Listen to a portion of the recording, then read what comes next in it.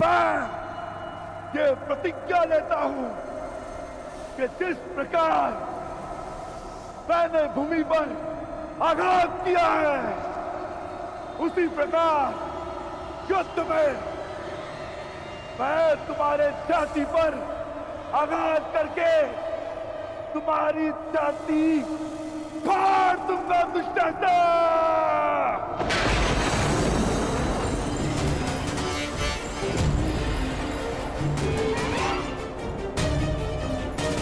तुम्हारे छाती के लहू से याज्ञसेनी के केश धोऊंगा।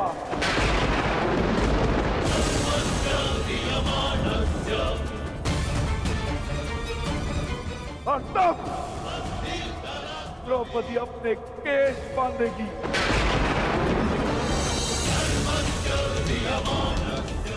तुम्हारे छाती का लहू पीकर मैं अपनी प्रतिज्ञा पूरी करूंगा।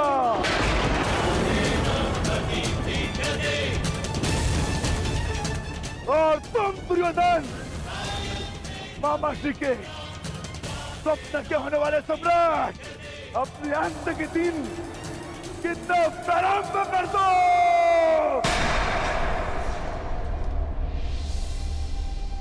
दुर्योधन, मुझे तो भय लग रहा है भीम का।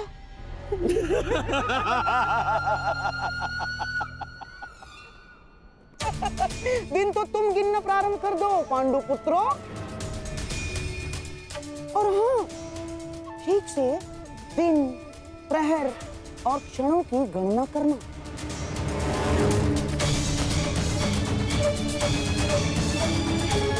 कहीं चूक गए? फिर से वनवास। जाओ जाओ जाओ जाओ। अवश्य गिनेंगे मामा श्री। मैं पांडु पुत्र सहदेव ये प्रतिज्ञा लेता हूं कि ये वनवास समाप्त होने के पश्चात मैं आपका वध करूंगा।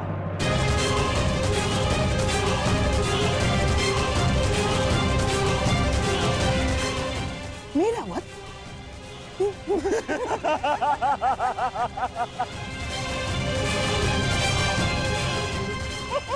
जाओ। चलो अनुज, हमें यहां से प्रस्थान करना है।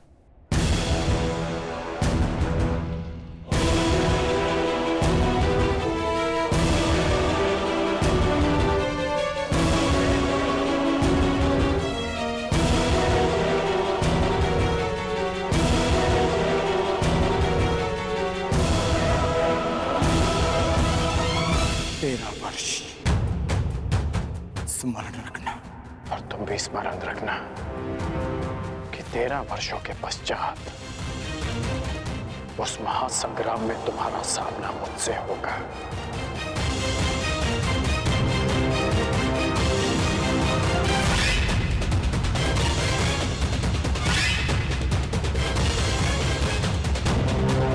आओ मेरे सम्राट, पांडवों के इंद्रप्रस्थ को अब दुर्योधन की विजय का प्रतीक बनाते हैं। आओ।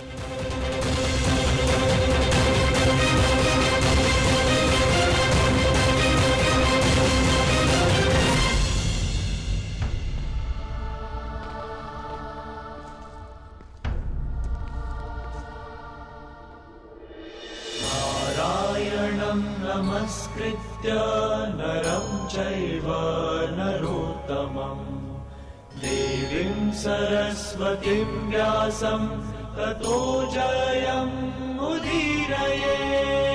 नारायणं नमस्कृत्य नरं चैव नरोत्तमम् देवीं सरस्वतीं व्यासं ततो जयमुदीरयेत्।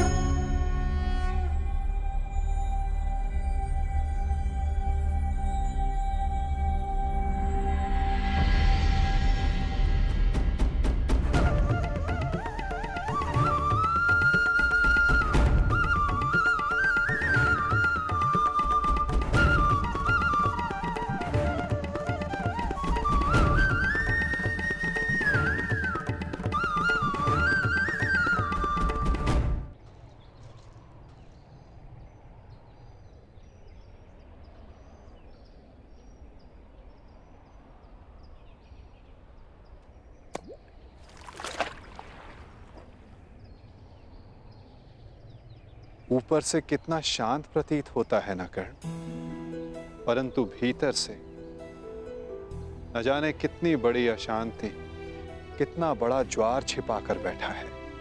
आपने मुझे जल की अशांति के विषय में बताने के लिए तो नहीं बुलाया केशव। जल की बात कौन कर रहा है कर्ण? मैं तो मनुष्य के मन की बात कर रहा हूं।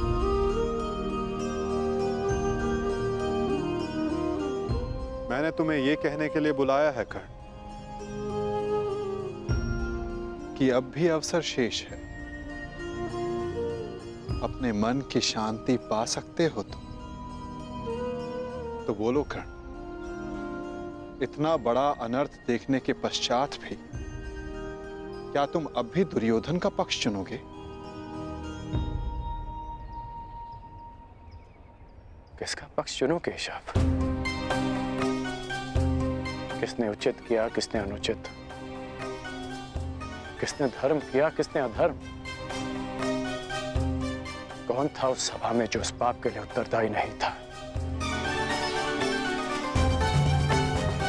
हाँ,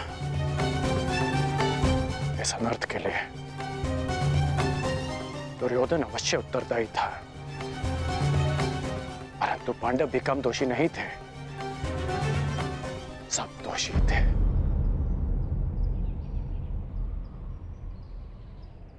मैं भी दोषी हूं केशव। तुम अब भी प्रायश्चित कर सकते हो कर्ण। कर सकता हूं केशव, परंतु अब प्रायश्चित का नहीं, दंड पाने का समय है। अपने कर्मों का फल पाने का समय है। अनिच्छा से ही सही,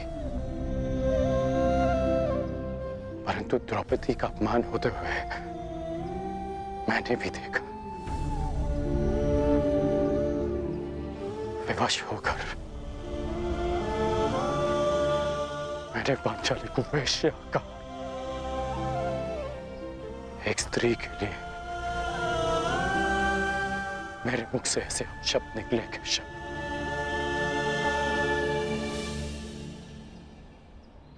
अब उसका विषपान भी तो मुझे ही करना होगा, है ना केशव? परंतु एक प्रश्न शेष है केशव। मैंने तो पाषाण होना चुना, परंतु जिसे आपने पंख बनाया उन्होंने भी आपको लज्जित किया। फिर आप उनके साथ क्यों हैं?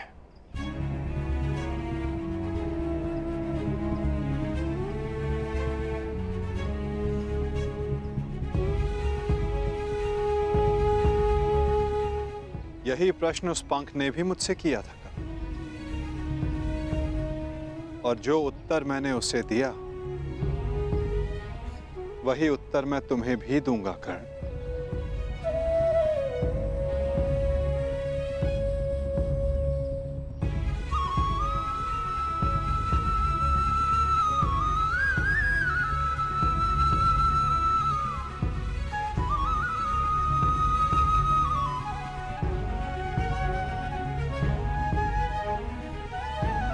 मैं किसी के साथ नहीं हूं कर्ण, मैं केवल विरोध में हूं।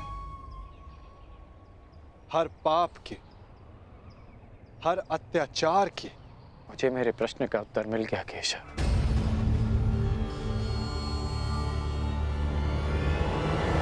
परंतु हमारे मार्ग अलग है। अब हम सीधा युद्ध में मिलेंगे केशव, जहां मैं दुर्योधन का साथ दूंगा। अपना कर्तव्य निभाने के लिए नहीं,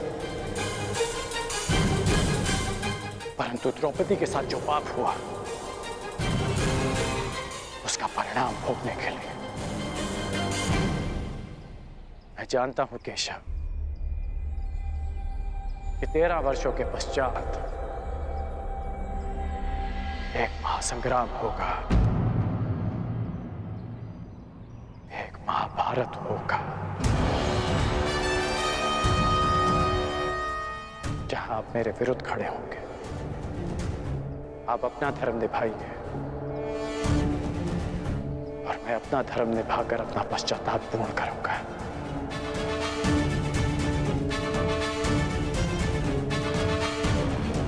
बात केश न्यायानाम् अधिकाराणाम् प्राप्त्यर्थम् साम्राज्यर्थम् न्यायानाम् अधिकाराणाम् प्राप्त्यर्थम् साम्राज्यर्थम्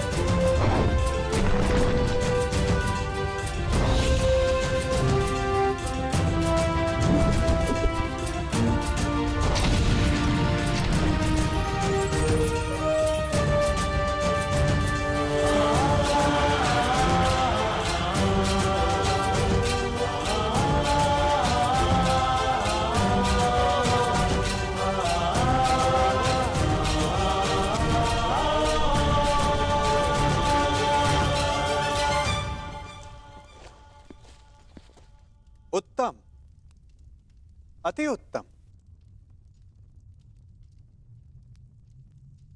प्रतीत होता है कि वनवास का प्रवास आप पांचों भाइयों को बहुत भा गया है। प्रणिपात। मैं यहां आप पांचों को कुछ स्मरण करवाने आया हूं। भले ही आप सबको इंद्रप्रस्थ वापस नहीं चाहिए, परंतु उन खुले केशों का क्या जो न्याय मांग रहे हैं।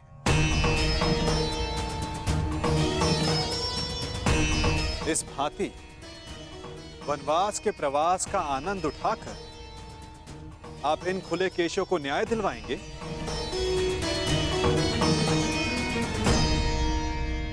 हम ना वो खुले केश भूले हैं और ना ही अपना प्रतीकार।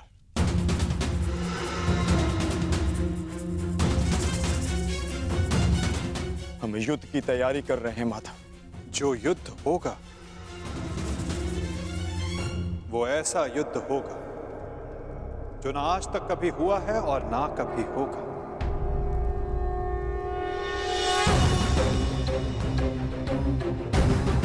तुम्हें पता ही नहीं पार्थ कि युद्ध में तुम्हारे समक्ष कौन कौन होंगे।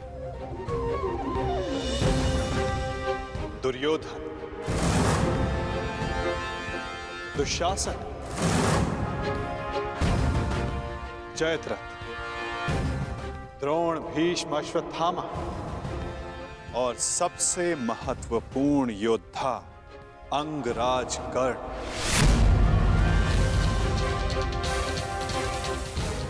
ये एक भीषण युद्ध होगा और इस युद्ध की तैयारी भी भीषण करनी होगी पार्थ।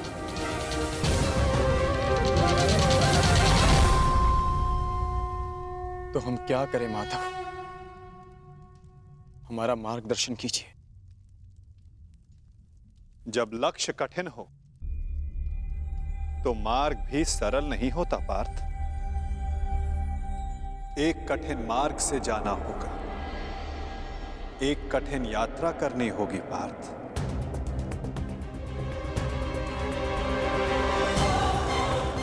अपने शस्त्रों की तीक्ष्णता और अस्त्रों की शक्ति बढ़ाने का समय आ गया है। वैसे आचार्य द्रोण ने तुम्हें कई दिव्य अस्त्रों की दीक्षा दी है, परंतु तुम्हें अब भी एक महत्वपूर्ण अस्त्र पाना शेष है पार्थ।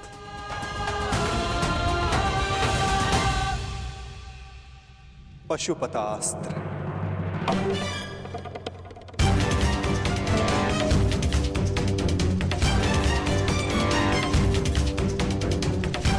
भगवान शिव का महाप्रलयंकारी अस्त्र। हाँ पार्थ, भगवान शिव को प्रसन्न करो, कैलाश जाकर उनसे इस महान अस्त्र की दीक्षा लो,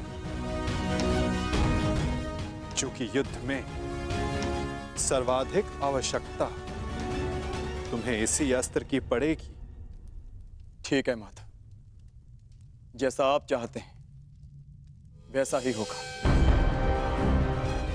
मैं आज अभी कैलाश के लिए प्रस्थान करता हूं। तुम्हारी सफलता की कामना सहित मैं तुम्हें विदा करता हूं पार्थ, परंतु फिर से स्मरण करवाता हूं, मार्ग बहुत कठिन होगा और बाधाएं बहुत भयंकर।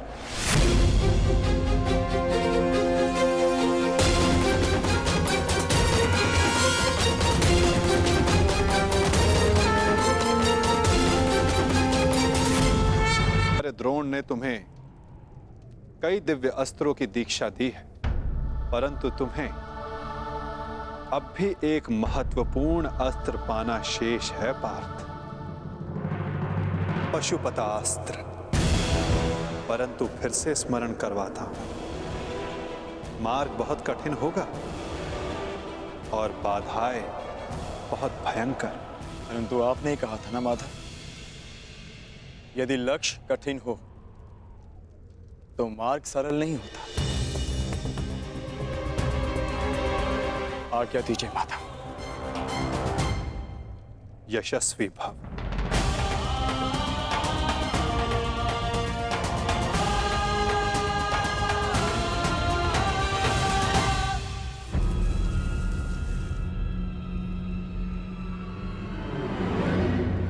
क्या हुआ माधव? अब वहां देखकर मुस्कुराए क्यों? क्या था वहां? गुप्तचर जो गुप्त नहीं रह पाया। सुना क्या कहा गुप्तचर ने? अर्जुन पशुपतास्त्र लेने कैलाश पर्वत जा रहा है और मेरा ये महान पुत्र यहाँ चैन से बैठकर बंसी बजा रहा है। मैं अंधा हूं, फिर भी तुम्हारा भविष्य देख सकता हूं। अंधकार में जा रहा है तुम्हारा भविष्य।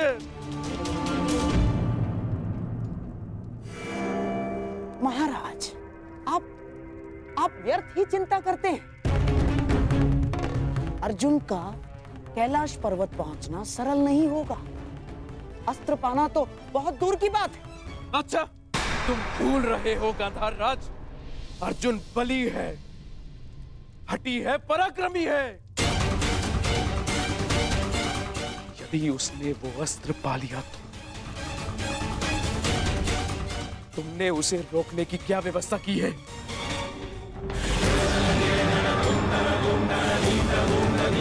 महाराज, आप क्या समझते हैं? इतने दिनों से महर्षि दुर्वासा का सत्कार हम यूं ही कर रहे हैं। महर्षि दुर्वासा के वरदान में बल है तो श्राप महाबलशाली है। उस अर्जुन ने अपनी यात्रा प्रारंभ तो कर दी है, परंतु दुर्वासा के श्राप के अग्नि से अर्जुन समेत सभी पांडव जलकर भस्म हो जाएंगे।